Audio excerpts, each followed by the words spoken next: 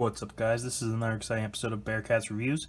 I'm Bearcat, and today we are reviewing the DC Multiverse Red Hood figure from the Batman 80th Anniversary Wave. And I gotta say, I was really excited when they announced this because I'm a big Red Hood fan, but when I got the figure, I was very disappointed, and I'll explain why as soon as we get into the reviews. But for now, taking a look at the box, you can see the box was pretty beat up. I found it at Walmart, but taking a look at inside, you got this nice picture of Red Hood here on the side from the comics. I believe I actually know which comic it was. It was a Deathstroke comic, I believe, because I have some Deathstroke comics, and I think I saw this exact picture in it. But anyways, we have Red Hood here. As you can see, we have a head sculpt here, his Jason Todd, and he comes with two bonus hands, but we'll get more into that when we get into the review later. On the side here, we got the DC logo, picture of Red Hood, and it says DC Multiverse. On the back, we got a little read up here of Red Hood, and if you want to read it, pause it now. Another picture of Red Hood here. The Wave, and all of the characters in the Wave, and then the Collect and Connect piece, which is Killer Croc. And then on the bottom, we got not much more. On this side, another picture of Red Hood saying DC and DC Multiverse. And not much more on top other than this DC logo, and then the Batman 80 years logo up here. So let's get to it and crack them open. So now here we have Red Hood out of the packaging, and I'll start off with probably the biggest gripe about this figure. I like the figure, I will say that, because it's Red Hood, but that's about the only reason. I have many gripes with this figure. First off, I like how they used the rebirth design for him, but I don't like how it's all just painted on, and it's like they didn't even finish painting the boots on, and then it's just the lines are painted onto him, and like you can see here, it's like separated the logo. Another gripe is that they used a teenage body mold for an adult character, so that's another gripe I have. Looks like they might have reused parts from either Terry McGinnis or one of the Teen Titans, and then like the Ray's arms and jacket. I do like they at least did a little bit of the roll-up sleeve thing like he has. Another gripe is that they gave him this body, but that they made the helmet for an adult. And I know helmet's always bigger when you put it on your head, but it doesn't look this way in the comics. Like, this looks oversized for his body. And for accessories, we don't get much for him. We get two trigger finger hands, which are nicely sculpted, and I did take an X-Acto knife to him and separate the fingers so I could get him to hold a pair of guns, because, which I will do now, I was trying to hold off on it because it's the most obvious grip, but I'll say it because it came up. They molded these guns on, and they showed in their original concept design they would be removable, because Red Hood uses guns, right? And they give him trigger finger hands too. But these guns do not come out, no matter how hard you try it, because they're molded on there. This is my biggest gripe with this figure, because Red Hood uses pistols. So why give him pistols he cannot use? It is very frustrating, especially being a Red Hood fan. But given, I will tell them, the helmet design is nice, even though it's too big. It's nice shiny red. And for his other accessories, we'll go on with, he also gets two fisted hands. He gets the grabby hands that he comes with.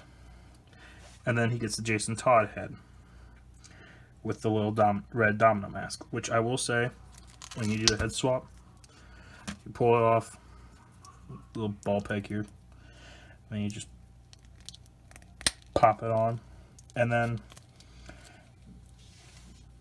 that head doesn't scale too badly with the figure, with the body, but it still upsets me that they made this so big. At this point, you might as well hollowed it out and then made it so you could actually slide it onto his head if you're going to make it that big. But that's beside the point. Anyways, so I'm going to put him back on, put on his Red Hood head, put it back on for the rest of this review since he's the Red Hood. And I will say, I did use pistols from some of my Marvel Legends, Actually, first let's get into articulation. So for articulation, he's got ball jointed head like you saw, so it can move up like this. No pivot at all, up and down that much, up not very much, and it's the same with both heads. Arms can go out that far, rotation, swivel up here by the shoulder, bicep swivel I guess, single joint elbow that makes 90 degrees, and all the wrists do a hinge joint here and it can swivel. He has an ab crunch forward that far, pretty good amount, and back not bad amount either. He has a waist swivel right above the belt. He can move, his legs can spread that far out. He can kick forward pretty far, back not that far. His double joints and knees, ankles move up and down, and he does have some decent ankle pivot. They finally gave ankle pivot to their figures, the Multiverse line. And he does have a thigh swivel here. So that's the articulation for Red Hood, which is pretty good.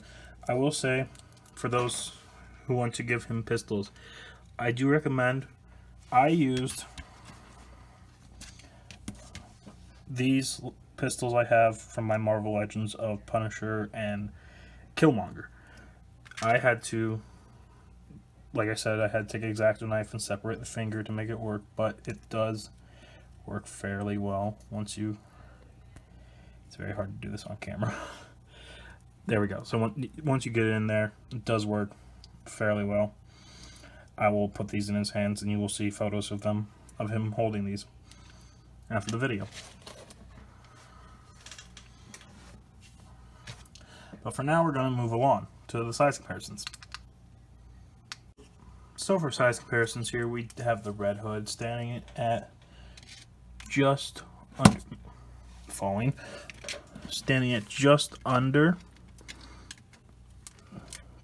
these, a little under 6.5 inches.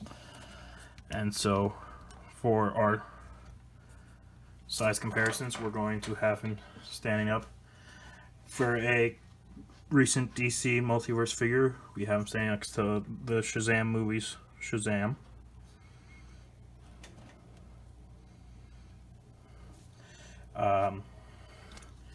Next, for Batman comparison, we're going to have him standing next to the only two Batmans I have here with me right now, which are my DC Collectibles Terry McGinnis. And as you can see, he doesn't want to, I'm going to hold him because he doesn't want to stand. So there you have that comparison. And then the last one I have is a Batman from the comic series Batman Noel, which actually that scale is pretty good. There you have that for size comparison. And then for our basic 6-inch scale figure, we're going to use Captain Rex from the Star Wars Black Series line. So you can see how he scales with him. And also, because I forgot to mention earlier, he does, like I said, he does come with a collect and connect piece. That's another accessory he comes with, and it is Killer Croc's right leg, as you can see. Pretty big, good, and it's pretty big. It's like almost all of him. So there you have that. I hope you like my review. I give him a 4 out of 10 if I had to give him a scale of 10, because I love the Red Hood, but DC Multiverse is disappointing me with this figure. It's not a good figure. So I hope you guys enjoyed this review. Please like, comment, and subscribe, and let me know if there are improvements to be made and what figure you'd like to see reviewed next. I will see you guys later on the next episode of Bearcat Reviews.